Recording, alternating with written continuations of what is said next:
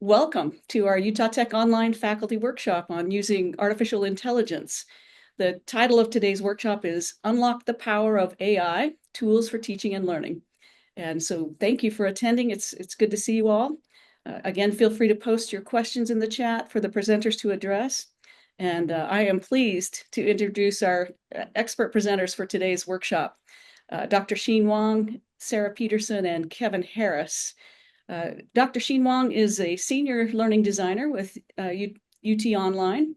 She earned a PhD in educational technology from the University of Northern Colorado and has over 20 years of experience in learning design and distance education.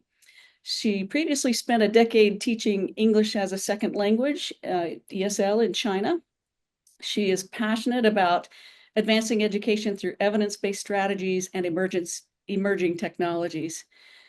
Dr. Wong's research and her work focuses on designing meaningful, inclusive, and engaging learning experiences and developing innovative solutions for online education. Sarah Peterson is a UT online learning designer from Boulder City, Nevada. Sarah earned her Bachelor of Arts in Humanities and French Literature from Brigham Young University. She also earned a Bachelor of Science in Secondary Social Studies Education from Utah Valley University. Before joining Utah Tech, Sarah taught English and world history at a charter school up in northern Utah. And we're also pleased to welcome Kevin Harris. He is a media designer specializing in video editing, graphic design, and AI-enhanced media production.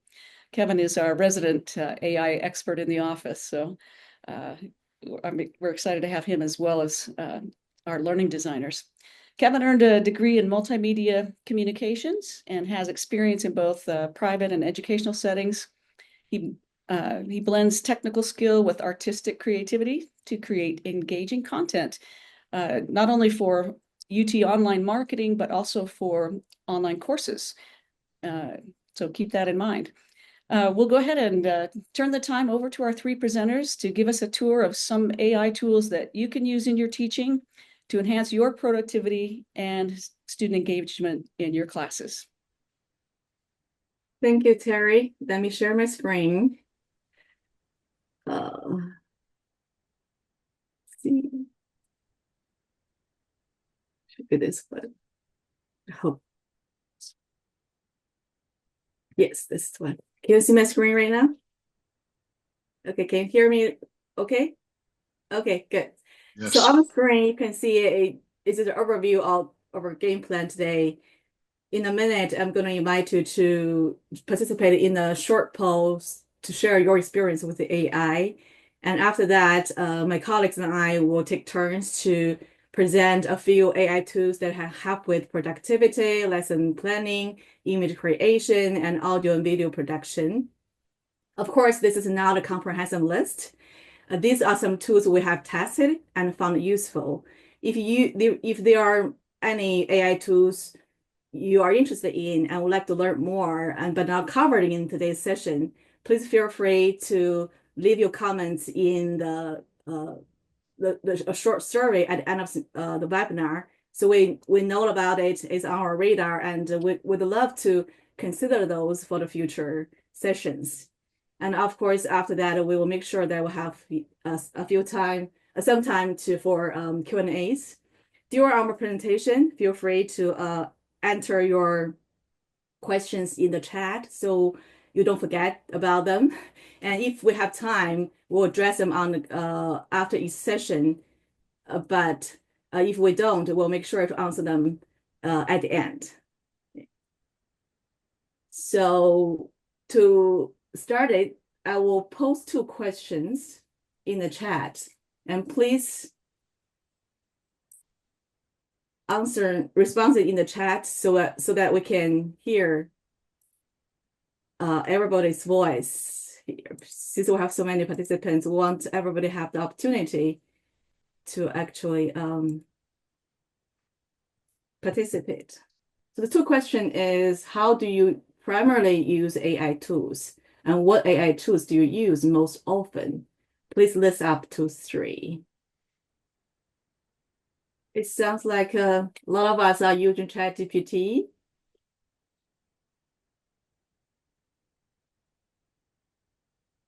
A lot of us mentioned productivity, like editing, generating ideas, and proofreading. There are Cloudy for writing. That's great. Copilot is one chatbot we very popular out there too.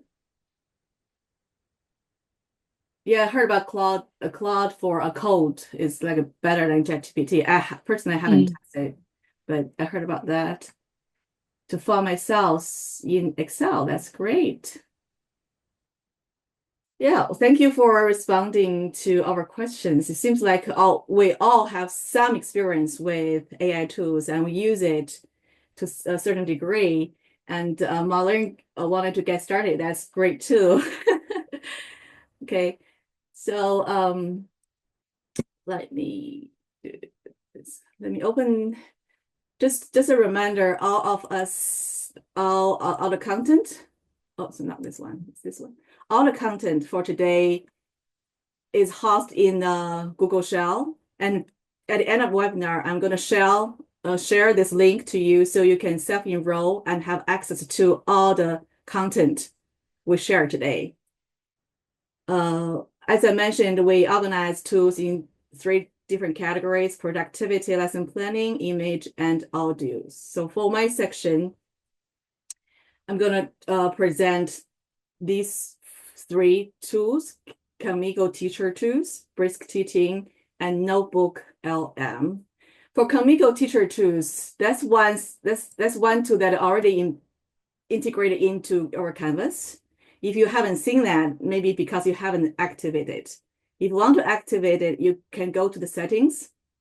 You click the settings, then you go to, it's kind of, you go to navigation, then you should be able to see it on the list of the tools that's down here. If you see the tool, you can click this 3 dots here and enable them and make sure you save. After that, you can see Khanmigo tool, teacher tool on your main menu on the left. After if the first time you use it, you will be asked to sign up for sure. But after it's free for you. But after sign up, you will see this screen here. You have all the tools. This is all the tools. They categorize tools in the planning, creating, differentiating, support, and learn. And when you use it to, for example, create a lesson plan, and all the documents and things you generated is going to be on this tab, My Document. For example, I did an experiment for this lesson plan, inter-war and World War II. Then you just need to click lesson plan. Then they'll give you the activities and everything you're looking for in a lesson plan. Oh, this lesson book, sorry. Let's see. And it can also create a multiple choice quizzes for you. It's very great tools for you to produce your instructional materials, for sure. So that's Khanmigo. If you haven't tried it yet, it's already in Canvas. Try it out and see whether you like it. It's only all the tools for teachers to use. For students usage, they have student like tutor tool, but student have to pay $4 each person to use it.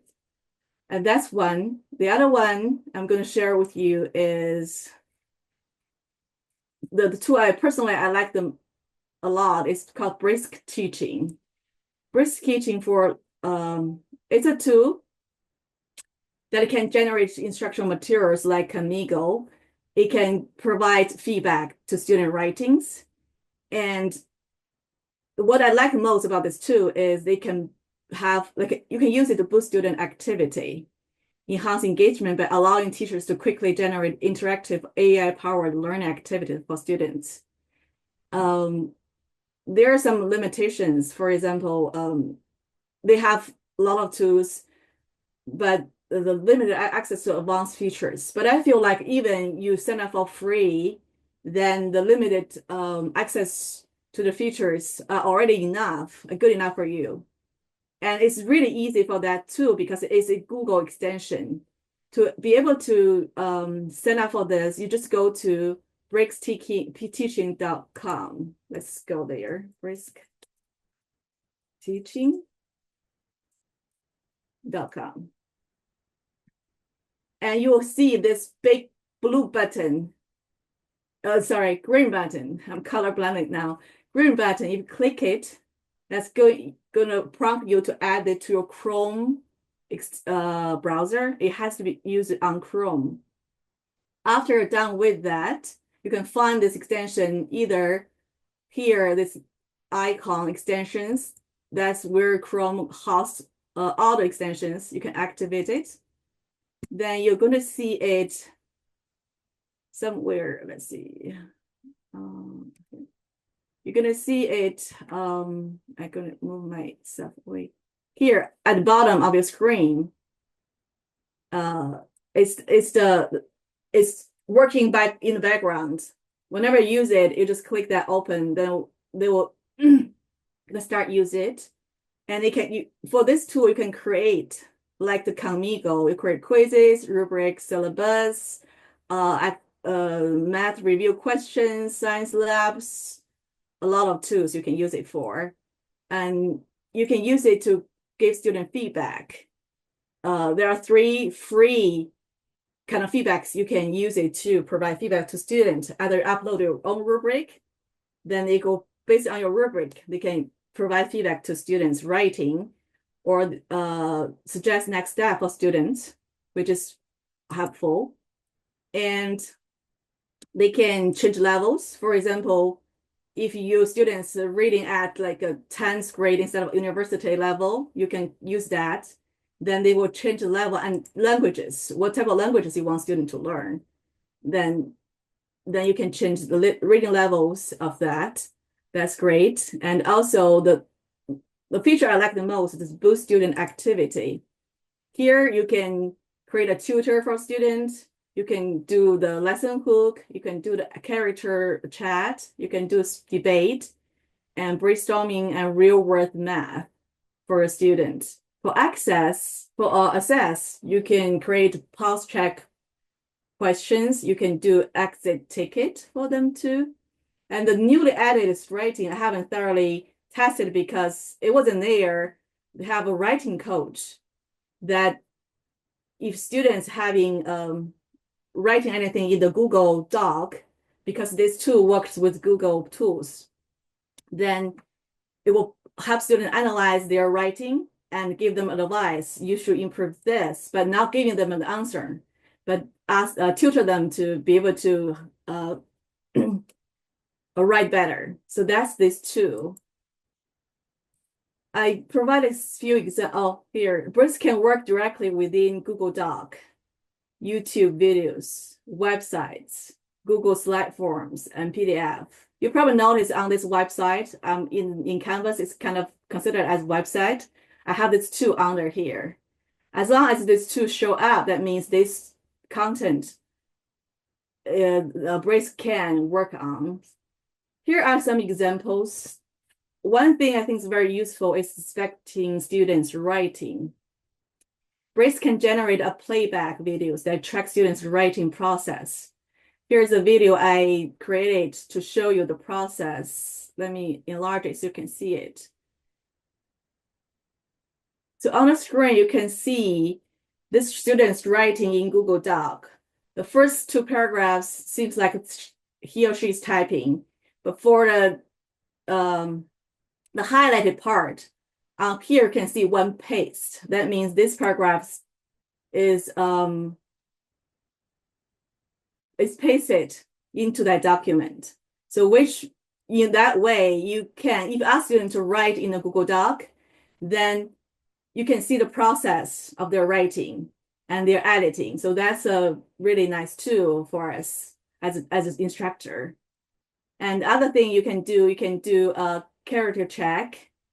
For example, imagine you have a historical figure you want students to chat with, like Abraham Lincoln. You can create that. Student will chat in the chat box with Abraham Lincoln.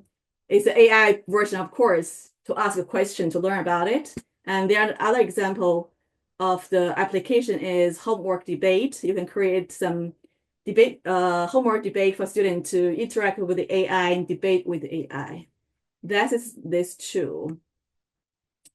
And let me go back to the next one. Next one, I think I didn't see you mentioned in the chat, but it's really interesting tool for us, also for students. It's called Notebook LM. It's a Google tool. If you want to go log into Notebook LM, you just need to search Notebook LM in your Google browser.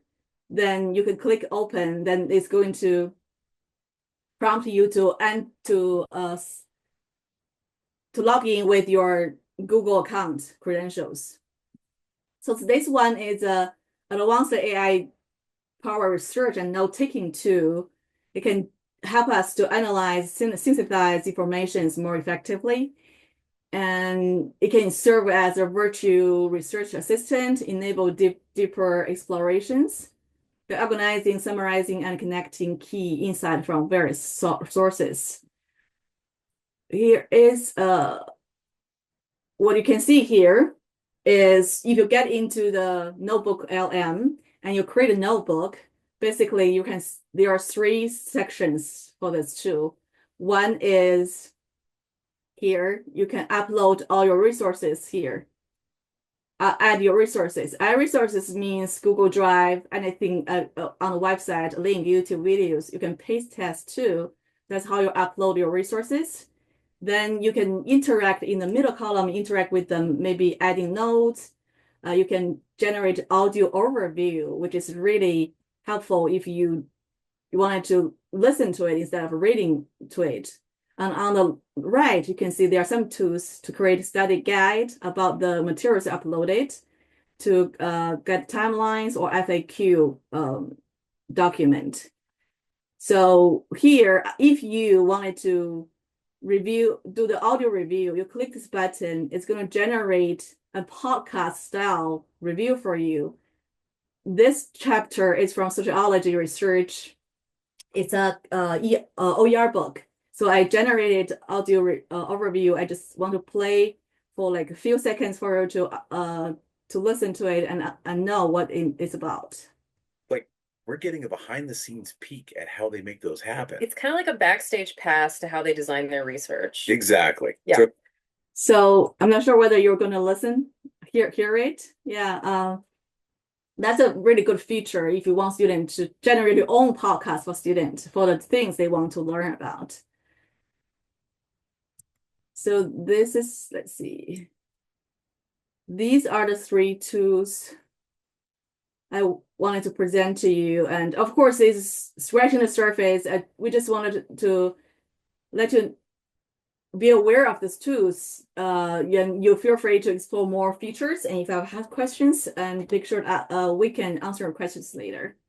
And next one is customized GPTs. I think Kevin is going to talk about this.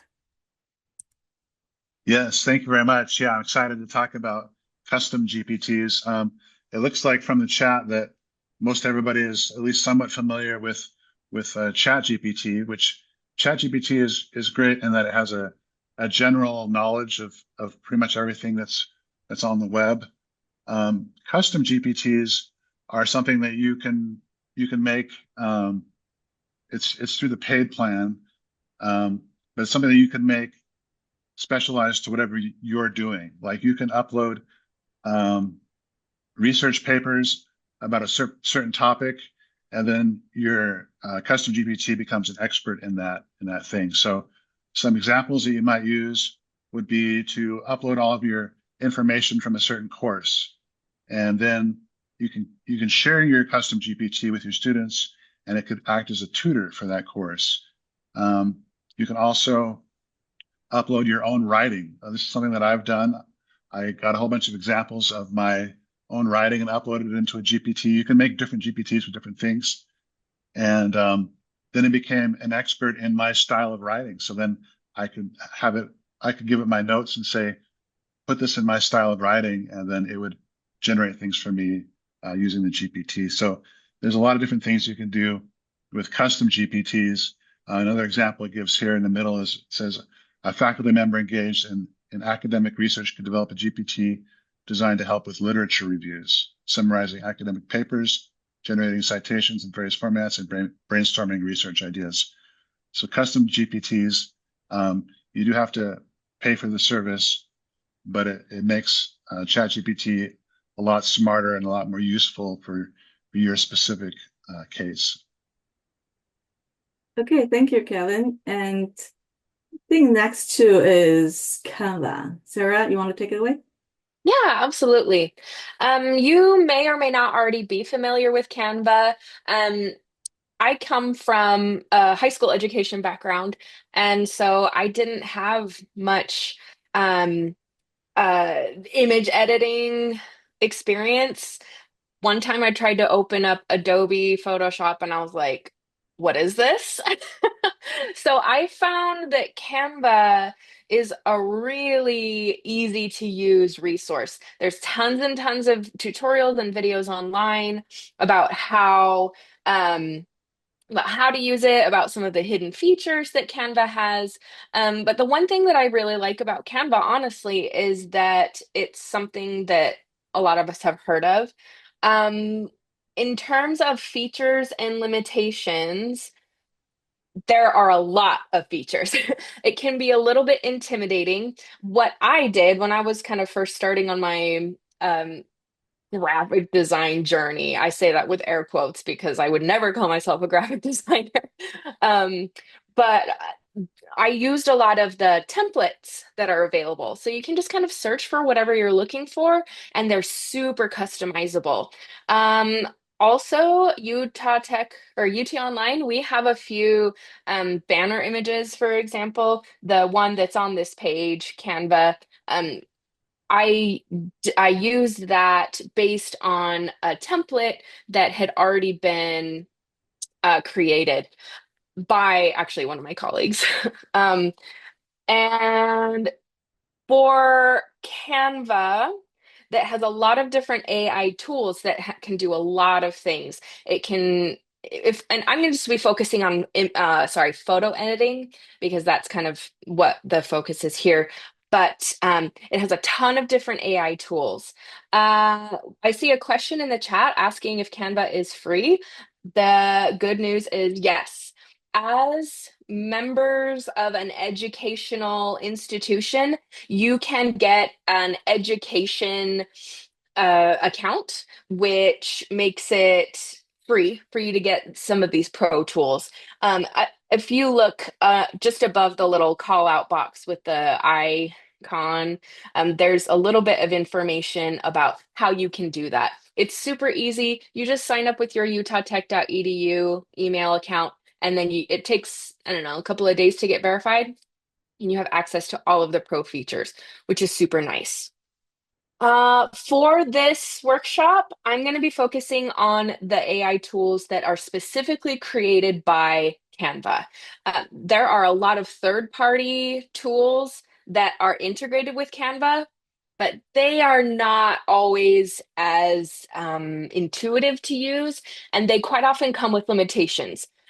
So, for example, you have a pro account on Canva, but unless you pay extra, you may not be able to use some of those tools because the third party tool requires a pro account. So, but the good news is that a lot of Canva's integrated tools are quite easy to use. I have a couple of samples of things that were created with or edited with the Canva AI. And you'll see that, like any AI tool, the results are mixed. For example, if we look at the Magic Media one, that generated that completely out of nowhere. I just put in a prompt of what it wanted. I asked for a victorious, muscular cartoon bison standing upright, flexing a bicep in front of a cartoon Thunderbird who is crying. And you can see it nailed the muscular, it nailed the victorious. I like the cartoony style. I don't know how I feel about the fangs. It kind of scare me a little bit, but depending on the intent, maybe that's what you want. But there's nothing with the cartoon Thunderbird. So it hit some pieces, but not all. As with any AI tool, you just need to kind of tweak it and play with it and understand the limitations. I originally wanted the bison to be like in a boxing ring with the Thunderbird, but apparently it violated some kind of community rules. So that's something to be aware of.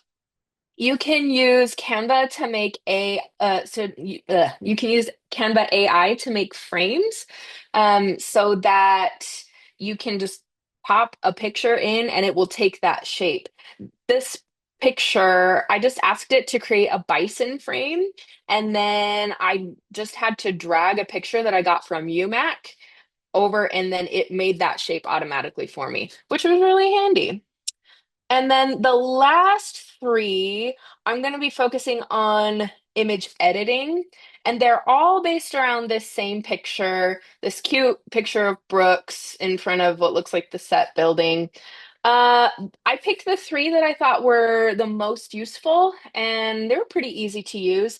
So for background eraser, and then Sheen, you'll have to click the little lightning bolt. I don't know why it does that. Oh, it's because I guess look out for if you have seizures.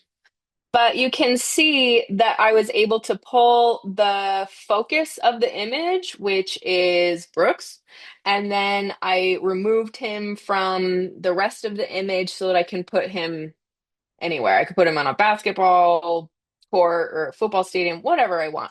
And I didn't have to deal with any sort of eraser. The next one is Magic Expand. So let's say that you have a picture that is portrait oriented, but you want it to be more landscape. You can see that the AI will expand it for you. Again, results are mixed. If you take more than a passing glance at this picture, you're going to notice, oh, yep, the windows on the left are kind of wonky. The colors start getting very painterly and brushed. But if it's not that big of a deal to you, great, then that's an awesome tool. For the last one, it is called Magic Edit. And in Magic Edit, it's exactly what it sounds like. You just put in the AI what you want it to do.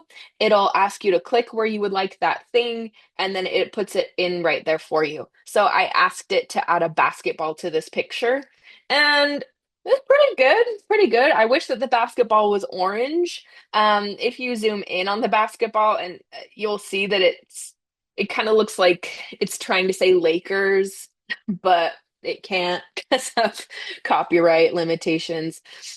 As with any of these tools, especially the free versions, the AI is smart to a point. So just use your best judgment. Not all tools are created equal, but that's yeah. There are a lot of other tools, AI tools that Canva has. I would encourage you to explore them and again, just filter through the ones that are going to be the most useful to you. And then, All right. yeah, go ahead, Go ahead. Kevin. Nope, I didn't Sorry. have anything All right. Adding on to onto that with image generation, there are a million image generators out there that will create images for you. This banner here is fully generated. There's nothing real in that picture there. I am wanting to show Kria.ai. It uses the Flex model. And the reason I like this one is for a lot of reasons. First of all, it does photorealistic stuff really well. It's sometimes hard to tell if it's real or not, but you can also do surreal or cutesy or whatever you like.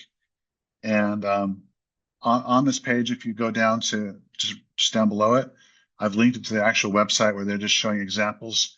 You can scroll in that area right there, and it'll just show examples of things that people have done. Some are a little bit scary. So, but anyway, one of the reasons I like Kria so much is that they offer a free tier that's quite generous.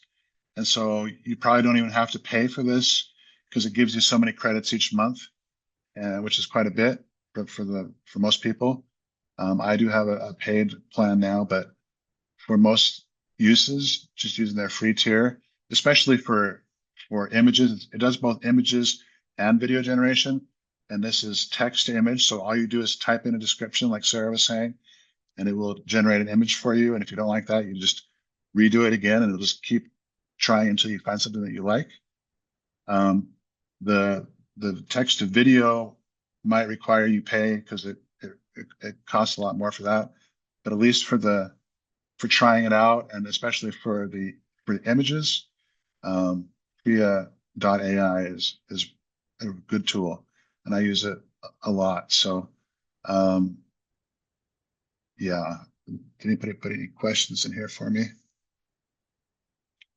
No. Okay, let's see, what's the next one? All right, this one's also me. 11 Labs is text to voice. So you can generate voices, and this could be useful for accessibility issues, or just to create more interest in something. Like if you have a lot of text on your page or some scenario, if you could have it be read out loud with a different voice or something, then it would be a lot more interesting. Down below, I have 3 different samples of voices just to give you an idea. Will you just play each of those?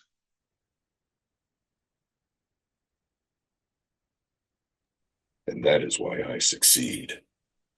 Toughness is in the soul and spirit, not in muscles and an immature mind. I failed. The 90s were fun because it was a time full of new trends, creativity, and pop culture. The 90s. He's human, Ruby says hesitantly.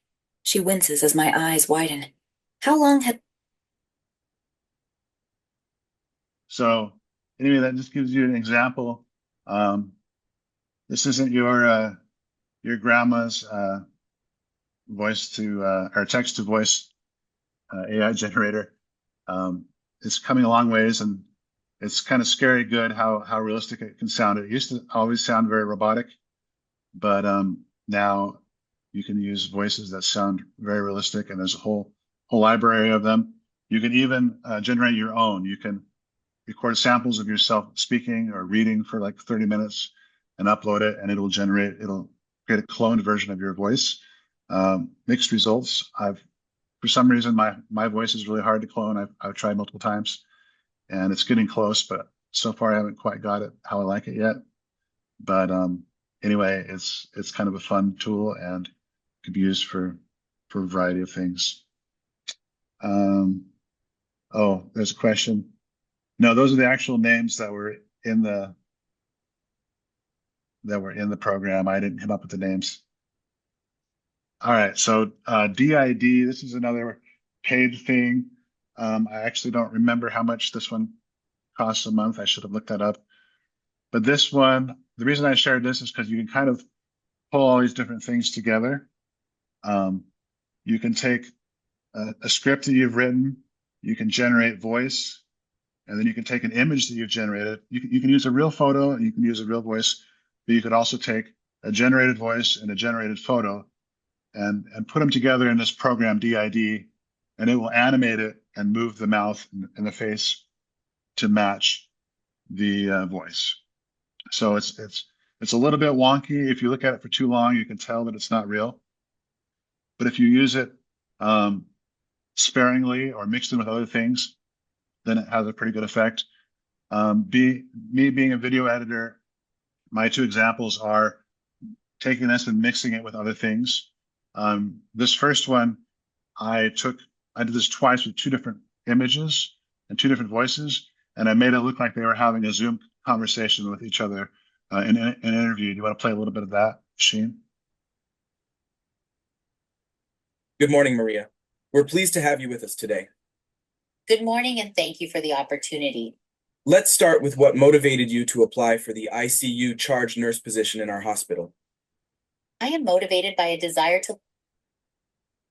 So thank you. So that both of those images were created. I probably used Kria for those, and both of those voices were also generated.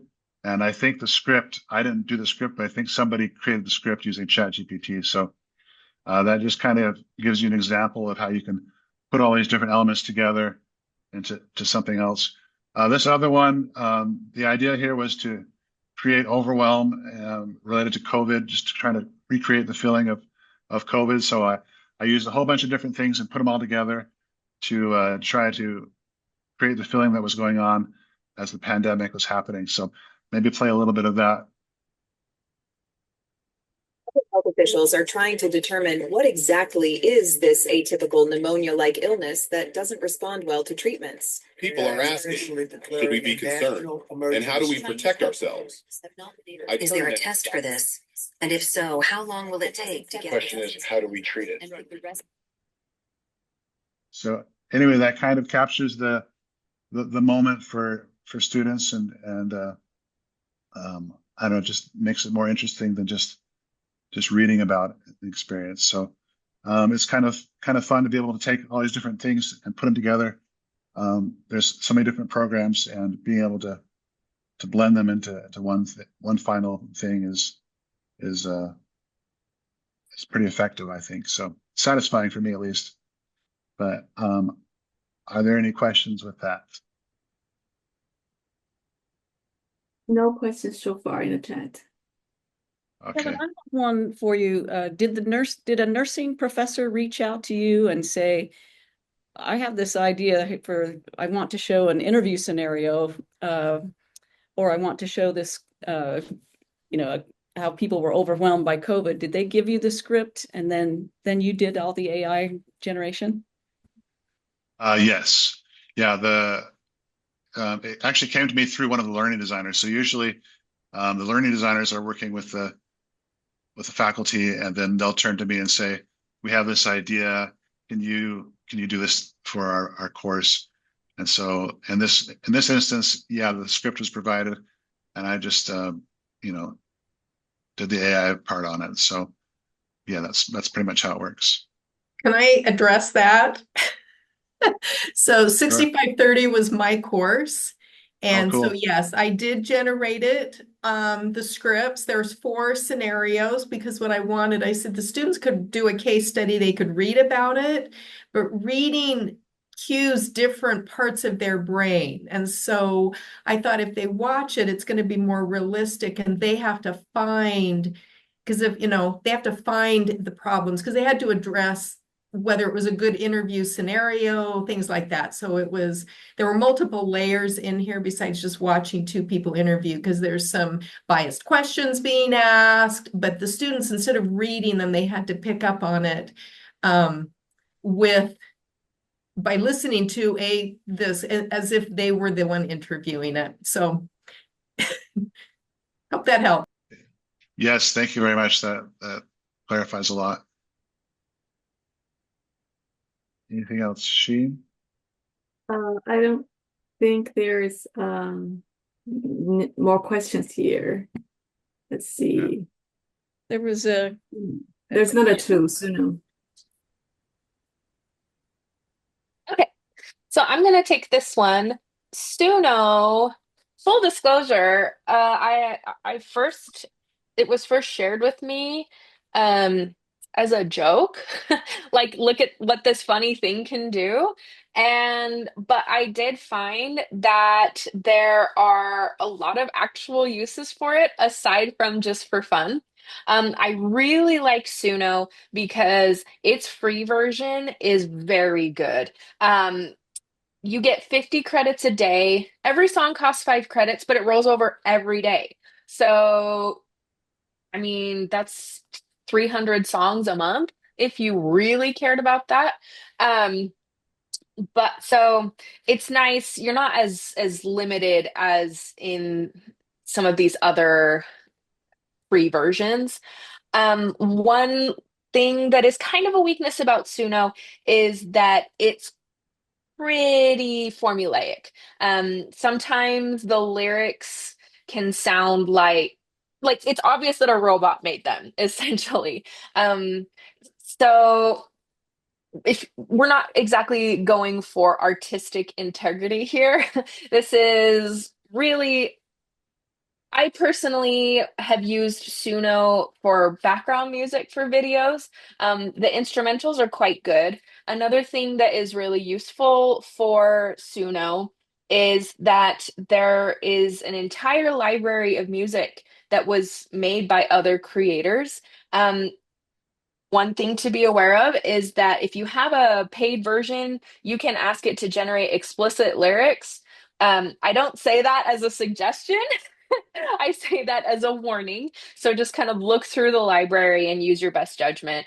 Um, I have three samples and we don't really need to listen to them. I don't know. I am going to want to listen to part of Disco Presidents because I just think it's funny. But so there's a sample of an instrumental version, and it also generates the album covers as well. You can see in the Disco Presidents, it just made like generic white dudes on a disco ball. I don't recognize any of those presidents, and I used to be a history teacher. So, and then you can see I shared one that I made with for my brother's 25th birthday. I will say it is getting better. If you listen to the difference between this Happy 25th Bro song and the Disco Presidents was made, a month ago. Sounds way more realistic than Happy 25th. That one definitely sounded like a robot. Um, you can see if you just kind of click the little drop down the lyrics that it generated. Um, and this gives you like an idea of like the quality. Sheen, can you play just a little bit of Disco Presidents for us so that we can get a feel for the quality?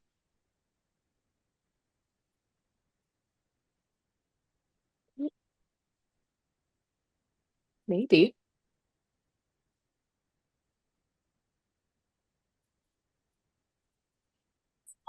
Someone don't have to next to mine. Some just had it run. James Madison is Yeah. So you can see, it got the disco style pretty well. I asked it to help me remember the names of the presidents, and I mean, I guess it did that much, but it didn't really tell me anything about who these people are, other than that Washington was the first one, and you know what I'm saying. So yeah, that's pretty much it on Suno. The next tool that we're going to talk about is Descript. Descript is a video editing tool and it has some AI features. I want to be upfront from the get-go. It's very, very, very heavily limited in the free version. If you do a lot of video editing or would use these features a lot, then it might be worth getting the paid version. But the free version is very limited in its use of AI tools. Um, Descript I've found it really helpful for making transcriptions and captions.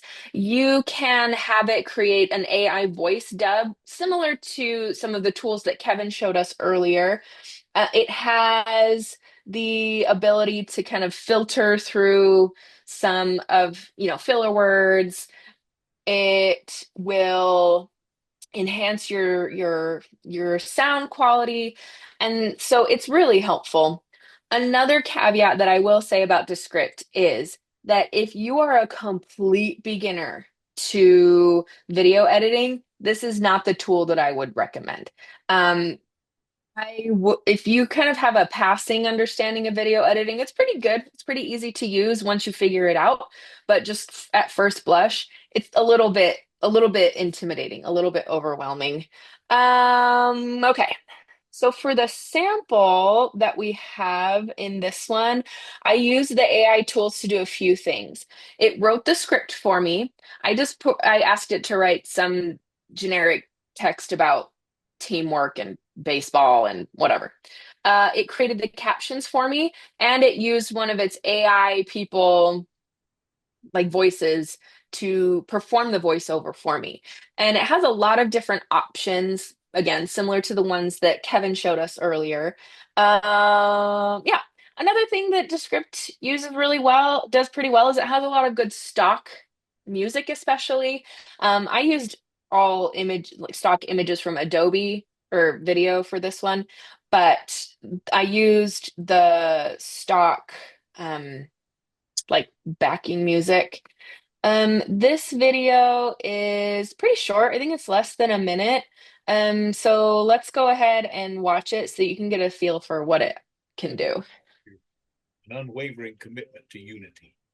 As each player steps onto the field, the dream of victory is not singular, but shared amongst many. Every pitch, every swing is a testament to the understanding that alone we can achieve so little, but together we can accomplish the extraordinary. It's the Yeah.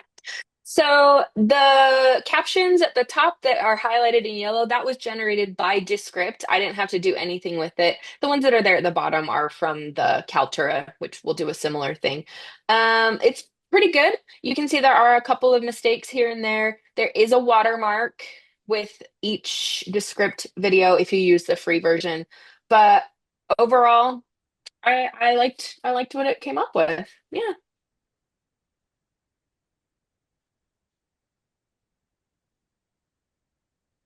Okay,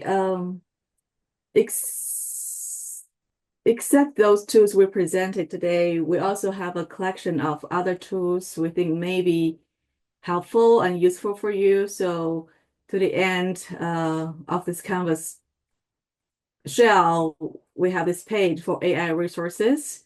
And in a minute, I'm going to provide you this link so you can self-enroll and access to everything we covered today, including this page to explore more in the future. Let me get your course link into the chat. And in the meantime, I think we have done presenting the tools, and if you have any questions, feel free to unmute yourself or enter your questions in the chat.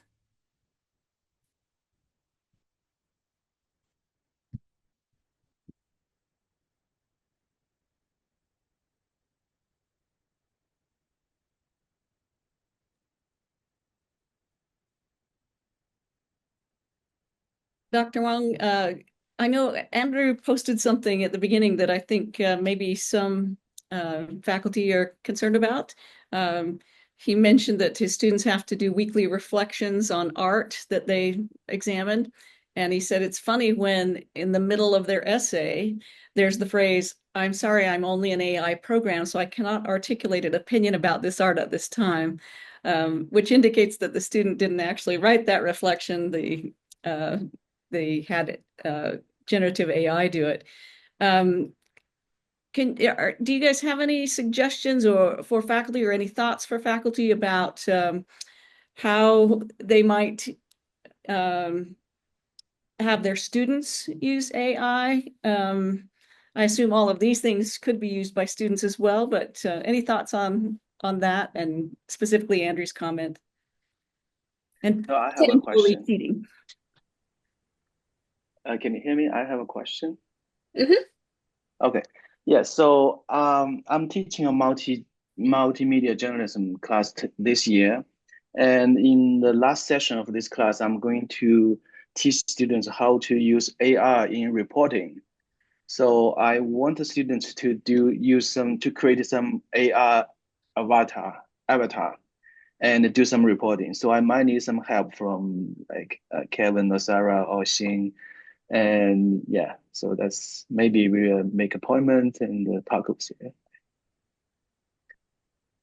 Yeah, absolutely. We would be happy to help you with that. And these tools also can be a helpful way to just like generate ideas for yourself as well. But if you could use some guidance, we would happily do that with you. Yeah. And also I have another question, sorry. Like last semester, I tried to use Runway, like this is another video generating like software, AI software. And that's one thing like students need to pay because that's very expensive, right? As you said, most of the video generating AI is very expensive. So I don't know how can like involve more students into this kind of AI practice because they have to pay. And do you have any suggestions on that? No. Right. Well, my first question would be, and this is like a reflection question, right? Right. What the purpose of having them use the AI tool is. If it's, giving them an overview, here are some options, essentially like what we did Mhm. with this one. I would suggest, just simple, you can get an X number of days free trial, Yeah. use it wisely type of a thing, and then to see what it can do. If it's going to be something that you're interested in more, Mm.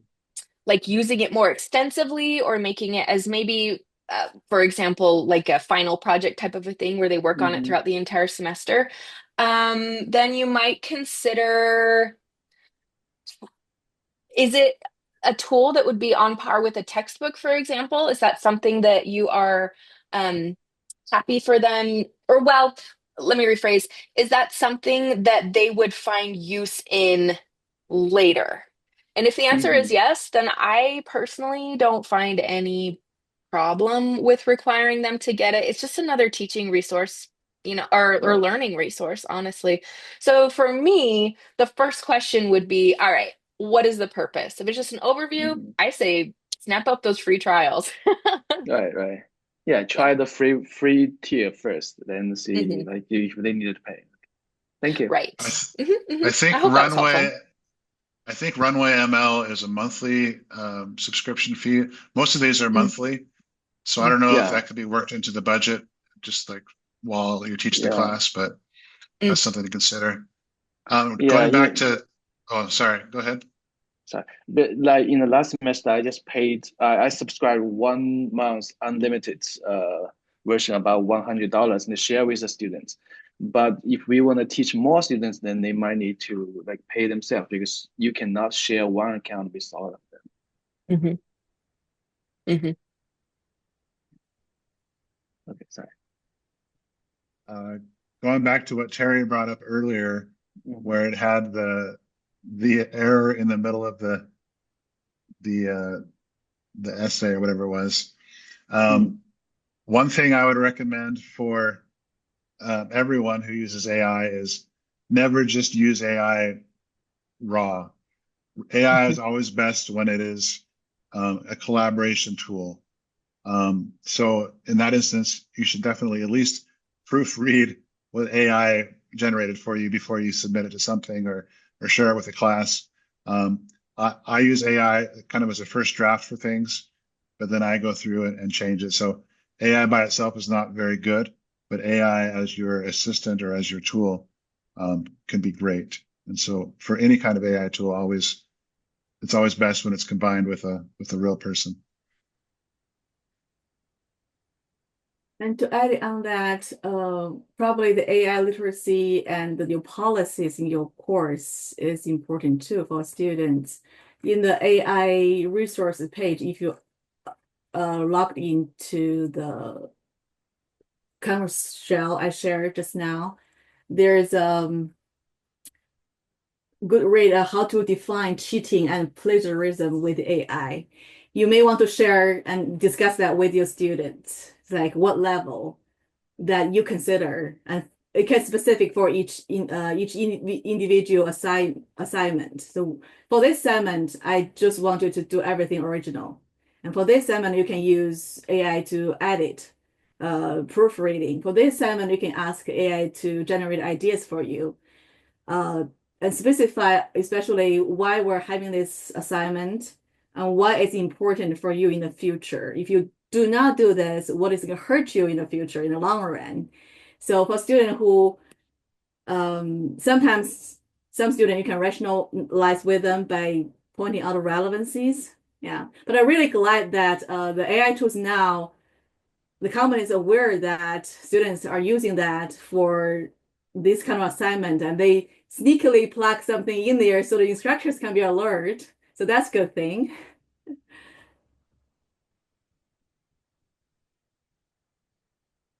Oh, another thing is maybe you can ask them to share their reflections through like a video format, so they can't cheat. Well, even if they write a script with AI, they still have to present it, right?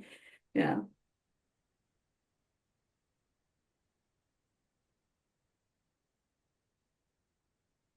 And there another question from Dylan said, in relationship to Andrew's question, is there any thought about a Copilot so that we can integrate our university OneDrive for file management and data analysis? Yeah. Thank you, Terry, for answering that. I did use Copilot, and when I log into there, it is very convenient because they put all Microsoft Office tools in there, so it can work directly in that Microsoft Office account with Copilot. It's very convenient, but it's probably beyond the things we can give you an answer. It's I think Terry mentioned Scott and Mark. Mark is our director for UT Online, and Scott is our instructional technologist. Yeah. I just put an answer in the chat there, but I'm not aware of any university-wide initiatives or conversation about universal access to Copilot or whatever. Again, maybe IT is aware of that, but I've not heard of any personally. You can log into copilot.microsoft.com with your UT account, and it does give you some privacy protection that's not available through a regular account. I did experiment it the other day. I just went to the website of Microsoft Office 365. And when I click login, they prompt me to use Utah Tech email and credential, like Scott says. Then I can log in there, use a web-based version. And they also are able to pull my Word documents, everything from locally in my computer. So I think that work with our local installed Microsoft Office tools too. That's my experience with that. So it seems like you can still use it without paying or anything, if that's just you just want to have access to it. Right. I think my main question was just because like we do have the university level access to Copilot, and it does provide protection and some integration with OneDrive, but I know that there's a paid level past that allows for integration and questions specifically relating to those documents.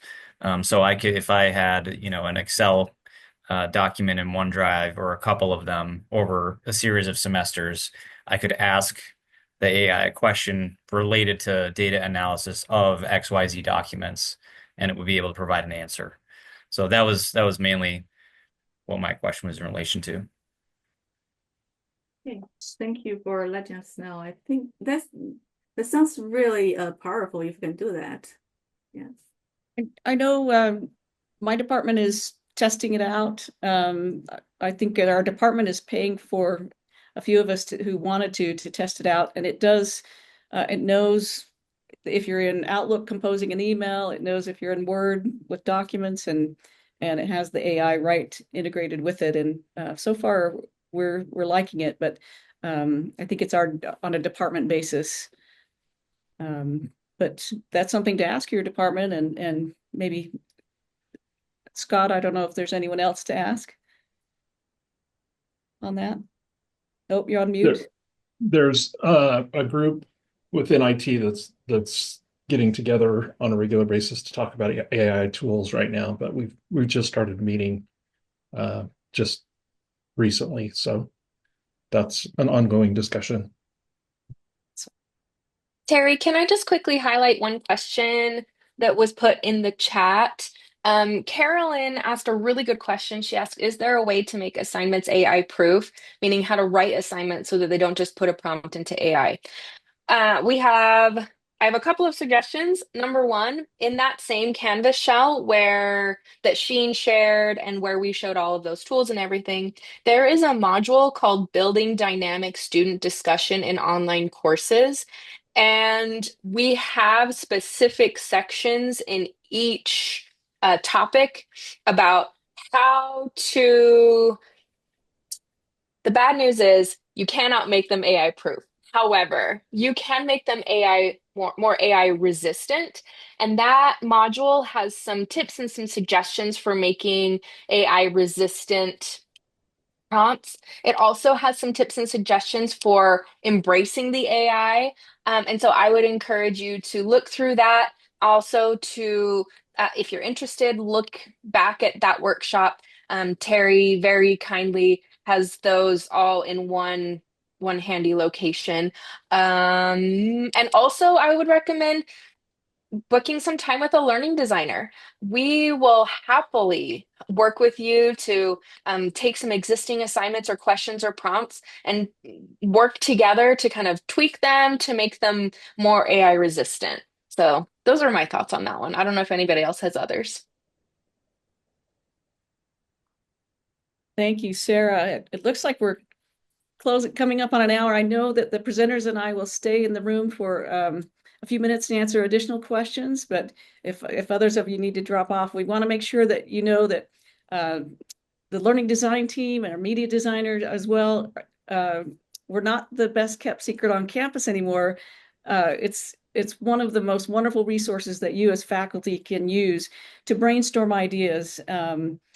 And so make sure that if you have any questions about any of these tools or other tools, or you have an idea that you want to bounce off a learning designer, please connect with them. I posted that in the chat. I'll post it again if you like.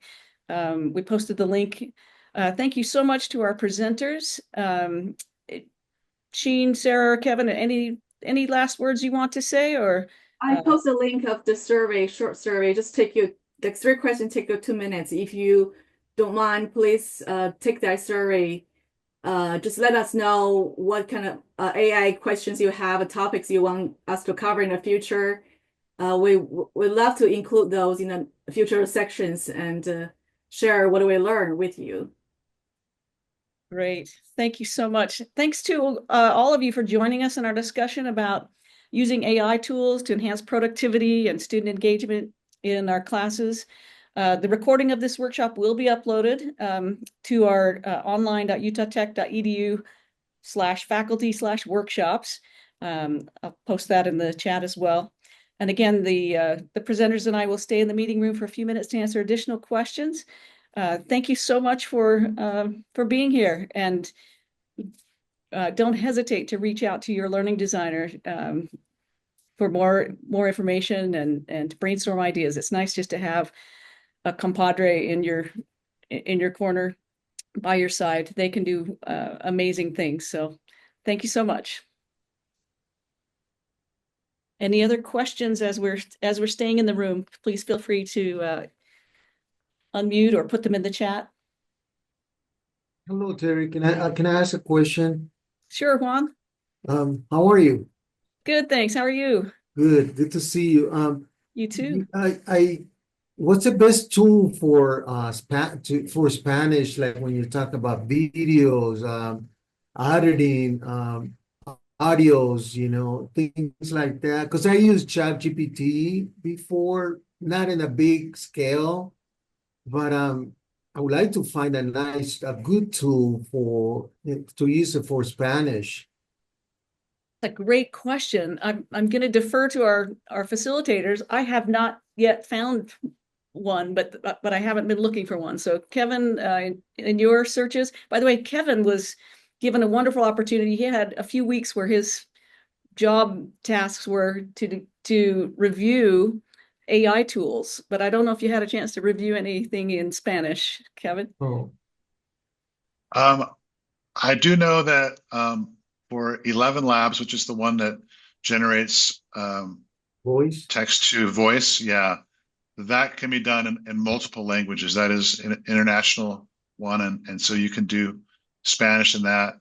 I've generated songs in Suno that are in Spanish that Oh, I've used good. in the background. Okay. And I know that you can, I haven't done much with ChatGPT, but I have had it generate a few things for me in Spanish.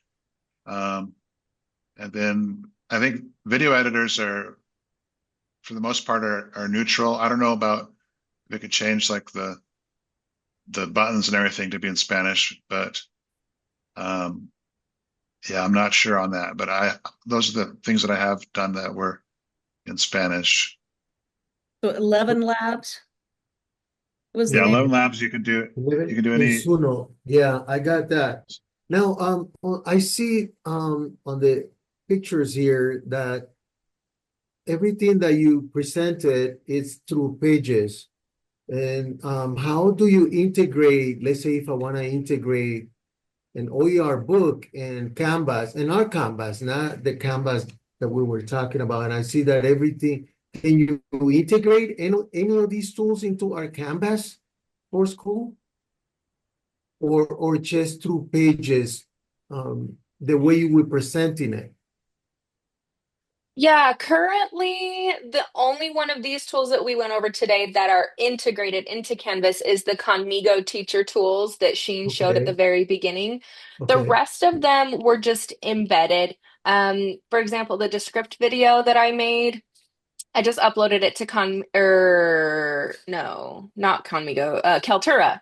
And then I used that integration with the images that I showed as a sample.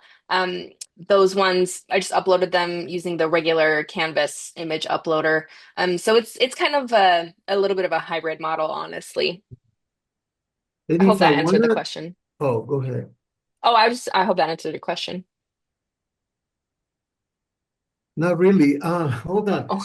So what I'm thinking is like, how about it, if anything, like an OER book to be Mm. integrated into Canvas?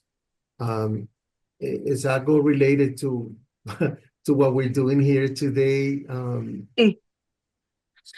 So with that, honestly, I would recommend just booking some time with a learning designer because then you can get some one-on-one time. You can share with them exactly the OER book that you'd like integrated, and then they can help you migrate that in. I have had some experience with embedding an OER book, but it's a bit of a process, and so that's why I recommend just booking some time with your learning designer so that you're not sitting here twiddling your thumbs while we try to figure it out. You know what I mean? Okay, I get it. Yes. Okay, thank you. Short answer, yes, and we can help you. Sure, thank you. I was thinking about it, believe me, when they posted that link for the designers. So probably that's my next step. Mm-hmm. Thank you. Mm-hmm. Bye. I'm really interested, based on the survey that you just asked us to complete. Have you found any resources available for grading and formative feedback? I've tried to tool around, particularly with Gemini and Perplexity, around creating a thread to grade a particular assignment, and it's not very good. It's relatively inconsistent, even when I'm giving consistent correction. So have you found anything that does a decent job of assisting with grading?